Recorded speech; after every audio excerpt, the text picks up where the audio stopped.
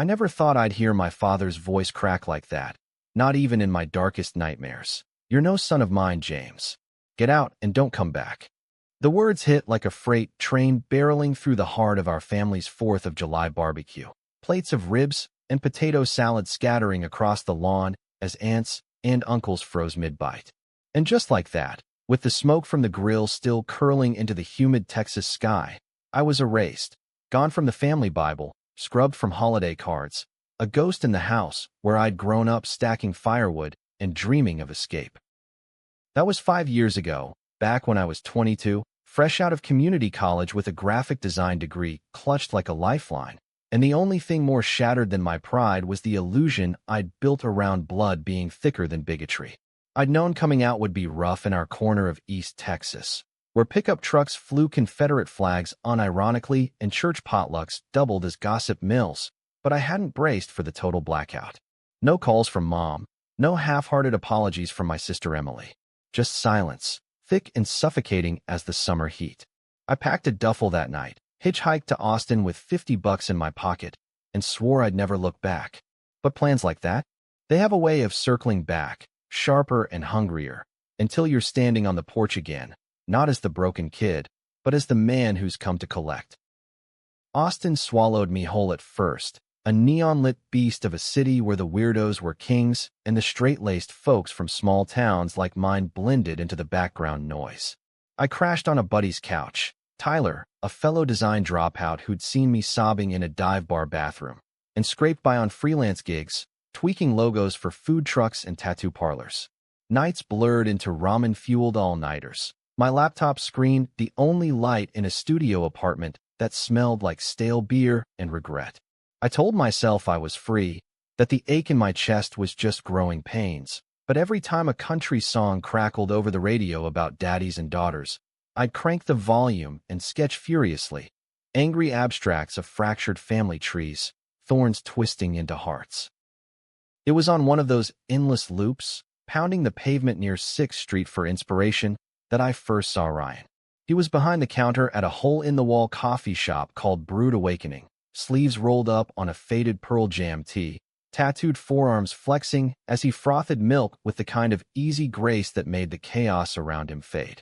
I ordered a black coffee, my voice steadier than I felt, and when he slid it over with a grin that crinkled the corners of his green eyes, "Rough day? Or just allergic to sleep?" Something in me uncoiled. We talked for 10 minutes about nothing and everything. The brutal humidity that turned hair into frizz, the best spots for late-night tacos, how Austin's live music scene was the city's beating heart. By the time I left, my cup was empty, but my head was buzzing with possibility. Ryan became my anchor without me even asking. He was 25, a transplant from Portland who'd chased a music production dream only to end up slinging lattes while gigging bass in indie bands on weekends. Lanky build, messy auburn hair that fell just so, and a laugh that started low and built like a bass line, pulling you in deep. Our first real date was accidental, a shared shift at a mutual friend's warehouse party, where we ended up on the fire escape, passing a joint and trading stories under a sky smeared with stars. "My folks back home think I'm still figuring out my quarter-life crisis," he confessed, exhaling smoke toward the skyline. "They don't know I'm gay. Or bi, whatever. It's easier that way." I nodded, the weight of my own secrets pressing down, but didn't spill yet. Not about the erasure. The way my family's rejection had carved hollows in me, I was still learning to fill. We fell into each other slowly, like rain soaking parched earth. Lazy mornings tangled in his thrift store sheets, playlists of Bon Iver and Hosier humming from his ancient speakers, walks along Ladybird Lake, where we'd skip stones and pretend the world wasn't watching. Ryan had this way of seeing me, really seeing, past the bravado to the boy who'd once built forts in the backyard to hide from Dad's temper. "You're tougher than you think, James," he'd murmur, tracing lazy circles on my back during those quiet hours before dawn. Like one of those old oaks, bent but unbreakable. It was romantic in that unpolished American way, all dive bars and diner fries at 2 a.m., fireflies and mason jars on his balcony, the kind of love that felt earned, not given. But love like that, it unearths ghosts. 6 months in, after a gig where his band shredded a cover of Wagon Wheel, that had the crowd hollering. Ryan pulled me aside in the green room, sweat-damp shirt clinging to his chest. "I want you to meet my people," he said, eyes fierce with that post-show high. "Mom's flying in next month. Dad, too, if he can swing the PTO." My stomach twisted. Meeting parents, normal for most, but for me, it was a minefield. I hadn't spoken to mine since the barbecue, hadn't even driven by the old house on my rare trips back to Tyler for work. What if they hate me? I joked, but it landed flat. Ryan cupped my face, thumbs brushing my jaw. "Then they hate me too. We're in this, yeah?" "Yeah. God, yeah." The visit was a whirlwind of Portland transplants clashing with Austin's heat. His mom, a wiry woman with silver-streaked hair and a laugh like wind chimes, grilling us on everything from vegan recipes to our 5-year plans over backyard barbecues that didn't end in exile. His dad, quieter, a high school history teacher with calloused hands from coaching soccer, clapped me on the shoulder after hearing about my designs for a local nonprofit. "Proud of you, son," he said, and I nearly choked on my beer. It was the first time those words had landed without a punchline. Ryan squeezed my knee under the table, his green eyes soft with unspoken pride, and for a moment, I let myself believe in borrowed families, in the kind of normalcy I'd thought was reserved for straights in Hallmark movies. Word got back to East Texas faster than I'd feared. Emily, my sister, the one who'd stayed silent after the blow-up, called out of the blue one rainy afternoon while Ryan was at a sound check. Her voice was all honey drawl and forced cheer. "Heard you're shacking up with some musician boy. Mom's worried sick, James. Says you're throwing your life away." I gripped the phone till my knuckles whitened, rain pattering against the window like accusations. "Worried? That's rich. Tell her I was the one thrown away." She sighed, the sound heavy with the weight of family loyalty. "Just come home for Christmas. Dad's mellowed. Therapy or something. Give us a chance." I hung up, heart hammering, and when Ryan got home, I spilled it all. The barbecue, the silence, the way I'd rebuilt from scraps. He held me through the sobs, whispering that I was enough, that we were enough. But the seed was planted. Revenge or redemption. The line blurred in the dark. By spring, my freelance work had bloomed into something real. A boutique agency gig designing campaigns for queer-owned businesses, billboards popping up across Austin with taglines like "Love wins, y'all." Ryan's band, The Echoes, landed a spot at South by Southwest, and suddenly we were the couple everyone envied. Him on stage under stage lights, me in the front row, our fingers laced like it was the most natural thing. But Emily's call lingered, a splinter under my skin. Late one night, after 2 mini whiskeys at a dive called the Continental Club, I confessed my half-formed plan to Ryan. What if I go back? Not to beg, but to show them. Build something that forces their hand. Expose the hypocrisy, make them see what they lost. His brow furrowed, that protective glint in his eye. "Sounds like poison, babe. You sure you want that snake in your garden?" I kissed him fierce, tasting salt and smoke. "It's not poison. It's justice." The plan took shape over stolen weekends, Ryan humoring me with playlists of anthems like Royals and Take Me to Church while I sketched timelines on napkins. Dad owned a string of auto shops in Tyler, the backbone of our family's upstanding image, church deacons by Sunday, grease monkeys by week. But I'd overheard whispers growing up, shady deals with parts suppliers, under-the-table cash to skirt taxes, even rumors of Dad turning a blind eye to his foreman's harassment of female employees. Nothing criminal enough for cops, but lethal in the court of public opinion. My angle?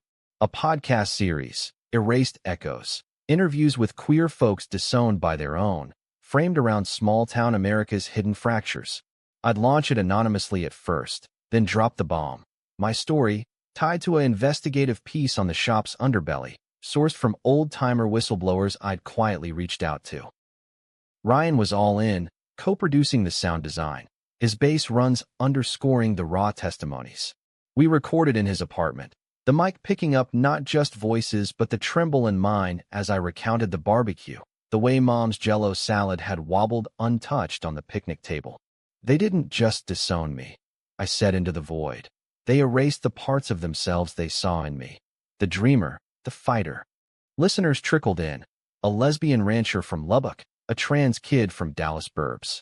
By episode 5, we had sponsors, queer bookstores, pride orgs, and a cult following on Reddit's r/LGBT. Summer hit like a hammer, and the call came. Dad's 60th birthday bash, a big to-do at the VFW hall. Emily's invite was tentative, postmarked with a plea, one night. For old times. Ryan drove me to the edge of Tyler, kissing me hard in the rental car's front seat. Call if it gets ugly. I'll burn rubber back. I nodded, throat tight, and stepped into the humid dusk, the old house looming like a bad dream. The party was in full swing, cousins tossing cornhole, Uncle Ray manning the grill with his bad jokes. Mom spotted me first, her face paling under the string lights. James. It was a whisper, half question, half prayer. The reunion was a minefield of awkward hugs and sidelong glances. Dad hung back, beer in hand. His once broad shoulders stooped under the weight of years and whatever therapy Emily mentioned.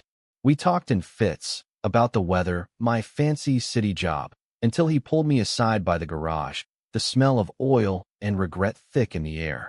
Heard you're involved with a man.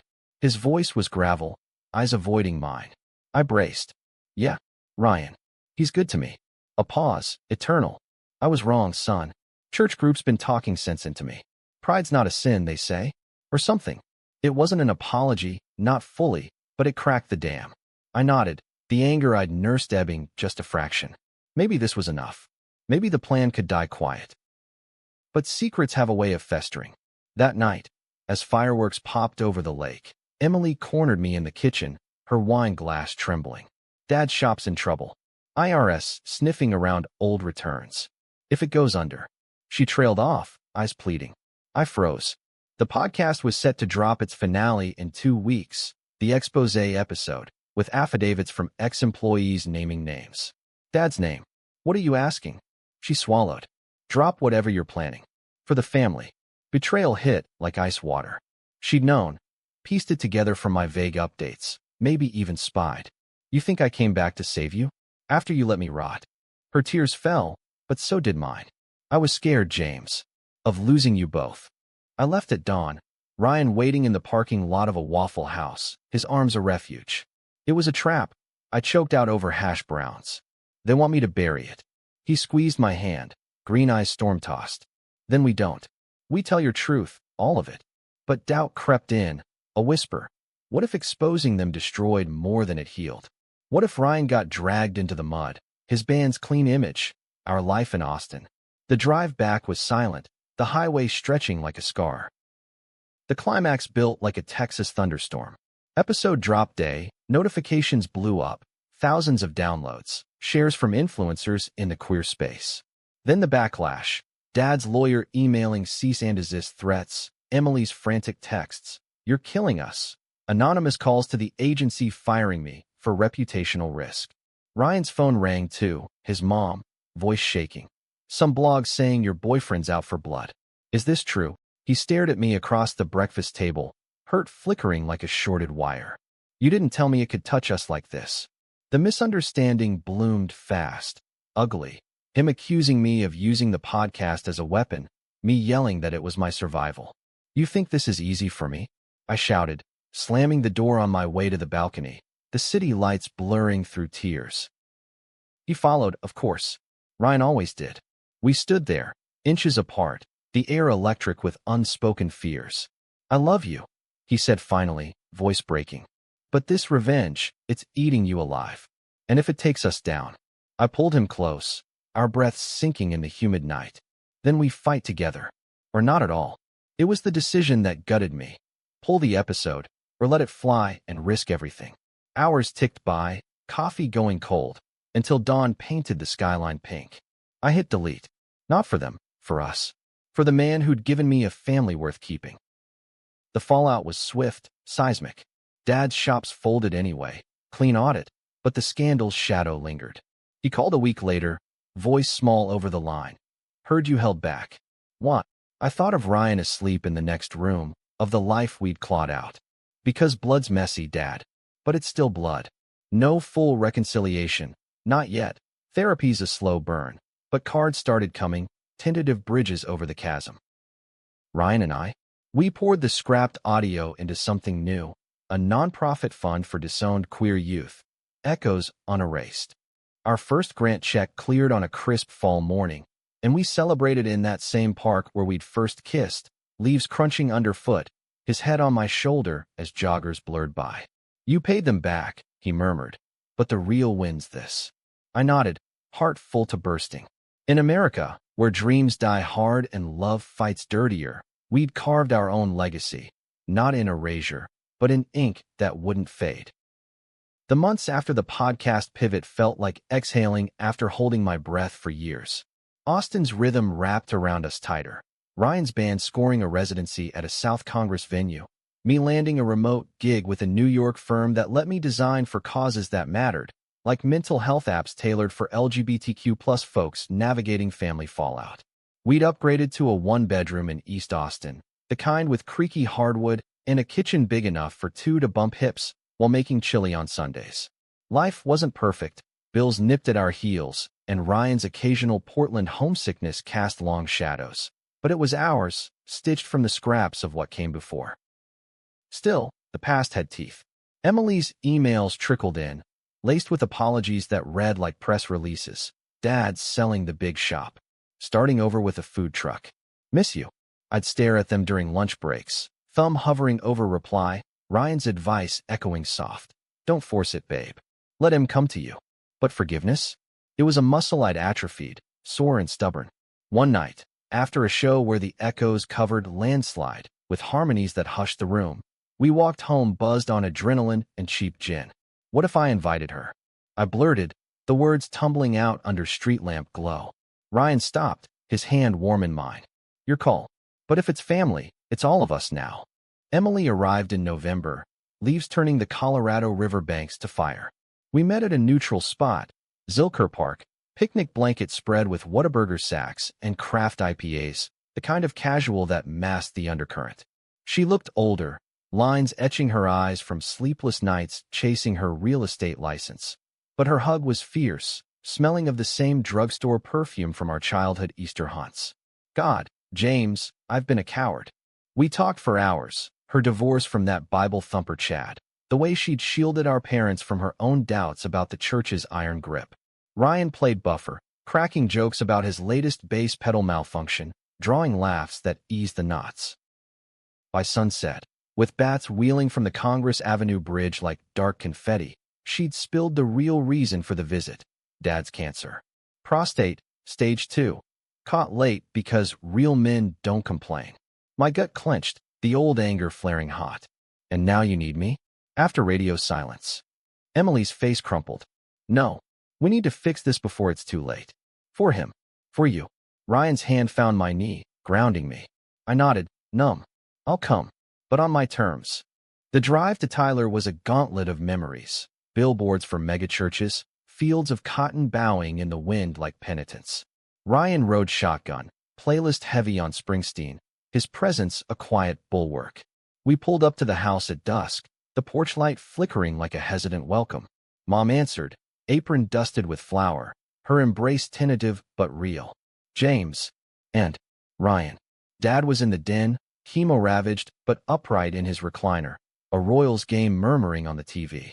The air thickened with unsaid things, but we broke bread, literally, over meatloaf and green beans, Ryan charming them with tales of Portland rain versus Texas hail. That night, in the guest room that still smelled of mothballs and my old baseball trophies, Ryan and I lay awake, his fingers tracing my ribs. This doesn't erase it, I whispered, the ceiling fan whirring like white noise for my racing thoughts. But maybe it rewrites the ending. He kissed my temple, breath warm. You're brave as hell, you know that? Sleep came fitful, dreams of barbecues bleeding into hospital beeps. The weeks blurred into a rhythm of caregiving. Mornings driving Dad to infusions in Longview. Afternoons with Mom sorting faded photos. Ryan jamming with local kids at the community center to give me space. Emily and I rebuilt in fits, her confessing how she'd snuck me care packages during my Austin lean years, hidden from Dad's prying eyes. I hated myself for it. She admitted one evening, shelling peas on the back stoop. Thought loyalty meant silence. I squeezed her hand, the gesture small but seismic. Loyalty's a two-way street, Em. You crossed it when you called that day. But cracks spiderwebbed under the surface. Dad and I circled the big talk like wary cats. Hints over checkers, loaded pauses during Jeopardy reruns. Ryan sensed it, pulling me aside after a tense dinner where Dad's joke about city boys and their ways landed like shrapnel. He's testing you, Ryan said, green eyes sharp. Push back, or it'll fester. I tried. That night on the porch swing, creaking under our weight. Dad, about the barbecue. He stiffened, beer bottle sweating in his grip. Water under the bridge, son. No, it's a flood. You drown me out. Silence stretched, broken only by crickets. Then, horse. Cancer makes a man reckon. I was scared of what folks say, of failing you like my old man failed me. It was an absolution, but it was raw, the first peel of the onion. Ryan became the glue, his easy empathy bridging gaps I couldn't. He'd sit with Dad, swapping stories of gigging in dive bars versus coaching Little League, drawing out laughs that echoed like medicine. One afternoon, catching the mid-tale about a fumbled home run, I lingered in the doorway, heart twisting. This was the family I'd craved. Not perfect, but piecing itself back. Yet doubt gnawed. Was I forgiving too quick, papering over cracks with pity? Emily voiced it over coffee one morning, her eyes shadowed. Don't let him off easy, James. He needs to own it. The turning point came unbidden, a Tuesday in December when snow dusted the pines, a rarity in East Texas that felt like omen. Dad's counts tanked, landing him in Tyler Regional for observation, the sterile halls reeking of antiseptic and fear. Ryan and I took shifts, him strumming acoustic covers in the waiting room to soothe rattled nerves, me holding vigil by the bed. That night, monitors beeping steady, Dad gripped my hand, skin paper thin. Ryan, he's solid. Like the brother I should have been. Tears pricked. More than that, Dad. A nod, labored. I see it now. The boy I raised, the man you became. Proud. Say it for me. Proud of you, son. The words hung, fragile as hoarfrost. But life twists cruel. Emily called the next morning, voice shattered. It's spreading. Liver. Prognosis. Months, maybe less. Ryan found me in the hospital chapel, curled on a pew, sobs echoing off stained glass. Why now? I raged, fists clenched. When we're this close? He pulled me up, arms iron. Because it's never too late. Or it is, and we make the time count. We did. Christmas in the hospital, twinkling lights strung over 4 poles, carols from a boombox Ryan rigged. Mom baked cookies in the Ronald McDonald kitchen, Emily strung popcorn garlands. Dad's eyes lit as we swapped gifts, a mixtape from Ryan, sketches of family portraits from me. My boys, he murmured, and for once, it included us both. January brought the storm. Dad rallied enough for hospice at home. The house transformed into a cocoon of morphine drips and memory lanes. Ryan and I commuted weekends, our Austin life on pause. Gigs postponed, designs delegated. Intimacy shifted too, less fire and more hearth. Forehead kisses in the pre-dawn kitchen, his hand in mine during long drives. The kind of love that weathers rather than wavers. One evening, as sleet tapped the windows, Dad beckoned us to his bedside. The plan, he wheezed, eyes on me. That podcast thing. I listened. After you pulled it. Shock rippled. Heard my voice, you're hurt. Deserved every bit. A cough. Then, forgive an old fool. I knelt. Ryan's hand on my shoulder. Already did, Dad. We're square. He slipped away a week later, under a full moon that silvered the fields. The funeral was a blur of casseroles and condolences, the church pews packed with shop hands and deacons who'd whispered behind hands. Eulogy duty fell to me, words pouring out raw. He taught me to fix what's broken, not just engines, but hearts. Ryan stood sentinel, green eyes my compass through the crowd. Afterward, at the graveside, Mom clutched my arm. Stay? For the reading of the will. Emily nodded, tense. The lawyer's office smelled of old paper and stale coffee. Assets divvied simple. House to Mom, shop's remnants to Emily. Then, to me, Dad's vintage Chevy truck, cherry red, the one we'd restored together summers ago. And a letter, sealed. Read it alone, the lawyer said. In the parking lot, Ryan waiting in our rental, I tore it open. Dad's scrawl. James, you paid the price I couldn't. This truck's yours, like the fight in you. Drive it far. Love always. P.S. Tell Ryan thanks for the tunes. Tears blurred the ink. Betrayal? Nah. This was reckoning. Back in Austin, spring unfurled gentle. Ryan's band dropped an EP, tracks laced with our story, subtle nods to erasure and echo. I sold a series of portraits to a gallery in Marfa, faces of queer survivors rendered in bold strokes. Emily visited more, bringing mom, bridges mending slow.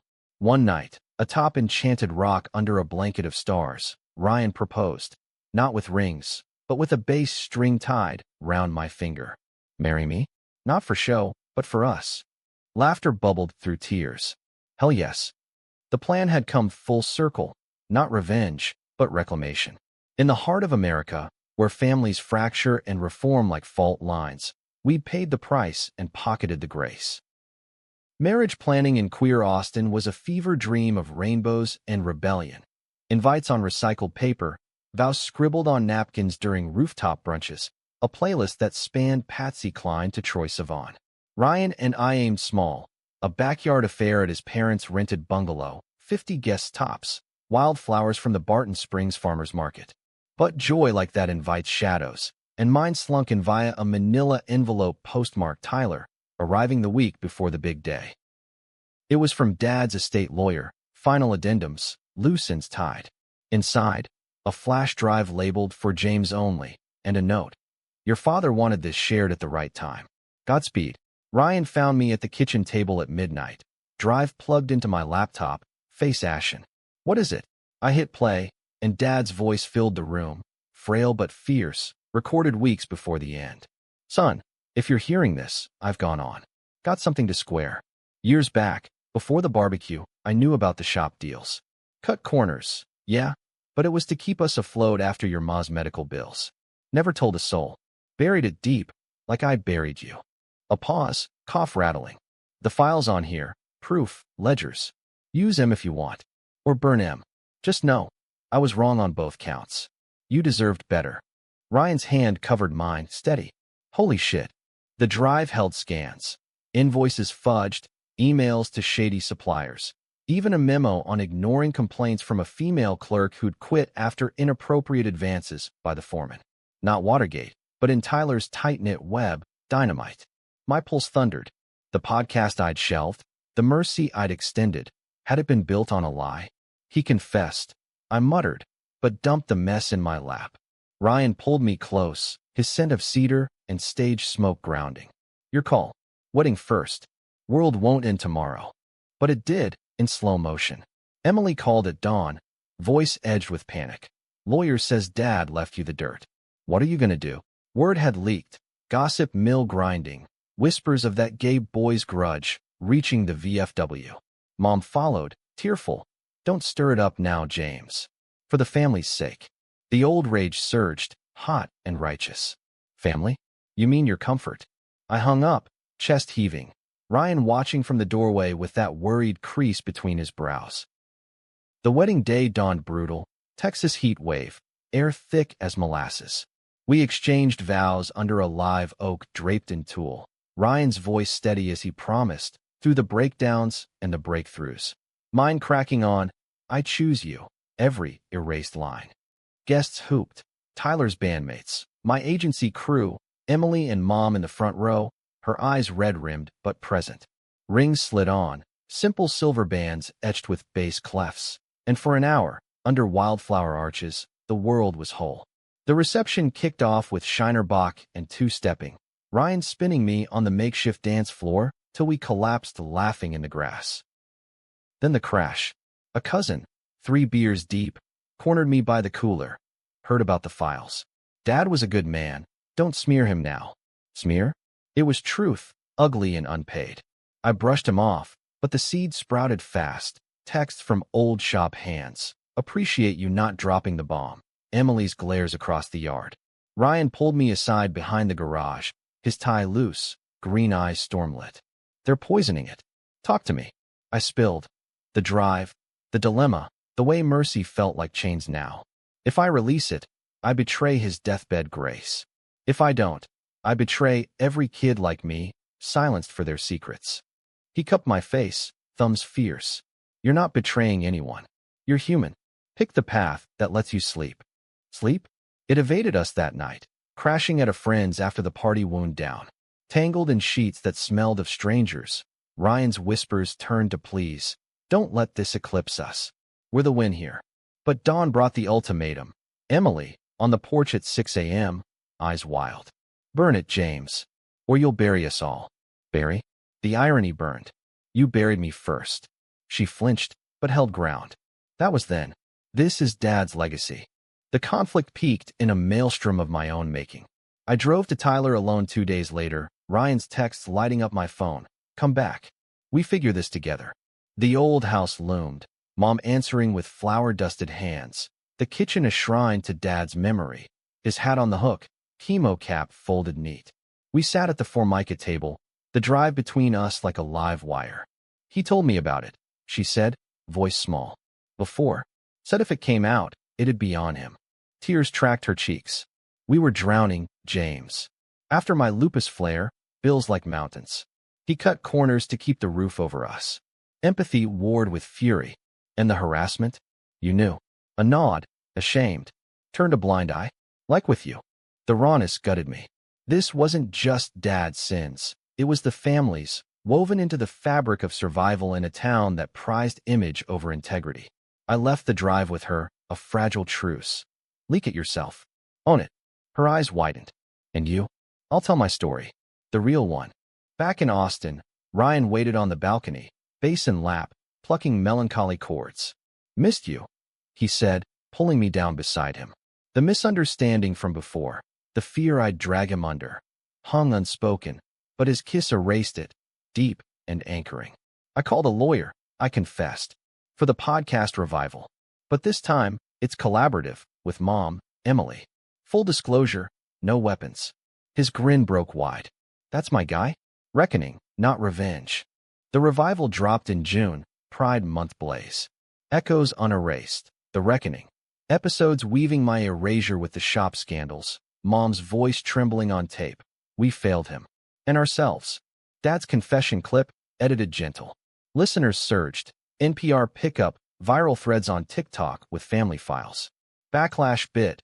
Tyler boycotts. Cousins' Facebook rants calling me vindictive. But so did light. Shop women coming forward, settlements quiet. A local ordinance on workplace protection sparked. Ryan and I weathered it wrapped tight. His band's next single, Fault Lines, climbing indie charts. Lyrics echoing our scars. We crack, but we don't break / loves the quake we make. Emily texted olive branches. Proud of you. And sorry again. Mom sent a check, for the nonprofit, with a note.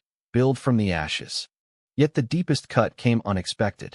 In August, a letter from Dad's old foreman, the harasser, out on disability, penitent in print. Your pods saved me. Made me face the man I hid. Thanks, kid.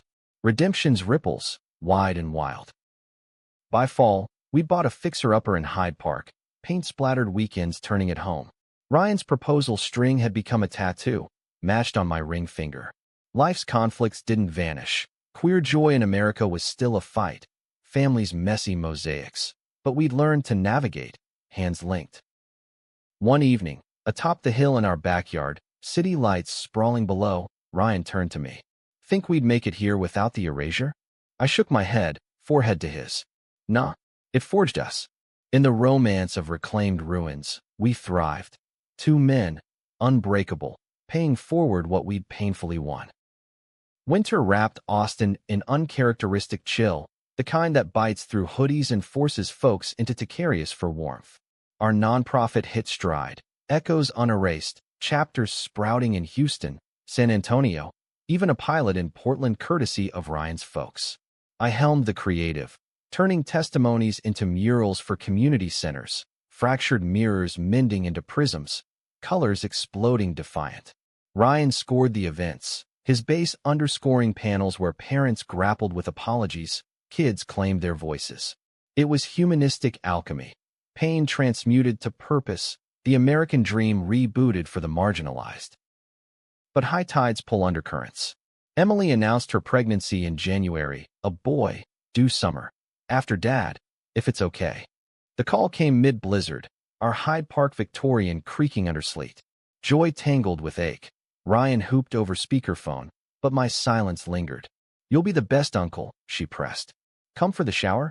I agreed, but the drive to Tyler stirred ghosts. Billboard sermons fading into strip malls, the cemetery where Dad rested under a modest stone. Beloved father, mender of ways. The baby shower was a pastel assault. Blue balloons, gender reveal cake oozing smoke like dry ice fog. Mom fussed over deviled eggs, her lupus in remission thanks to a settlement fund we'd quietly seeded. Emily glowed, hand on bump, Chad long exorcised.